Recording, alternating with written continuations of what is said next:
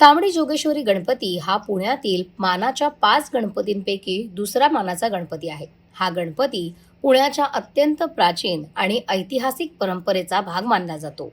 तांबडी जोगेश्वरी मंदिर हे पुण्याचं ग्रामदैवत मानलं जातं.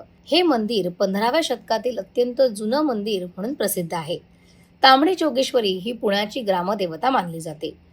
गणेशोत्सवाच्या काळात येथे मोठ्या प्रमाणात भक्तांची गर्दी होते. विसर्जन मिरवणुकीत या गणपतीला दुसऱ्या मानाचा गणपतीचा मान दिला जातो. लोककथेनुसार मराठा साम्राज्याच्या सुरुवातीच्या काळात जेव्हा छत्रपती शिवाजी महाराजांनी पुण्याच्या पुनर्निर्माणासाठी या भूमीवरती नांगर फिरवला, तेव्हा ही स्वयंभू मूर्ती सापडली असं मानलं जातं. या गणपतीचं वैशिष्ट्य म्हणजे या मूर्तीचं दरवर्षी विसर्जन करण्यात येतं. पुन्हा नव्या मूर्तीची स्थापना देखील या ठिकाणी करण्यात येते.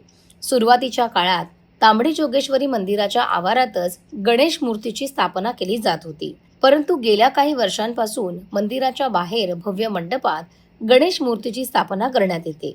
लोकमान्य टिळकांनी सार्वजनिक गणेशोत्सवाची सुरुवात केली तेव्हापासून तांबडी जोगेश्वरी गणपतीच्या मूर्तीची स्थापना याच मंदिरात आणि परिसरात केली जाऊ लागली.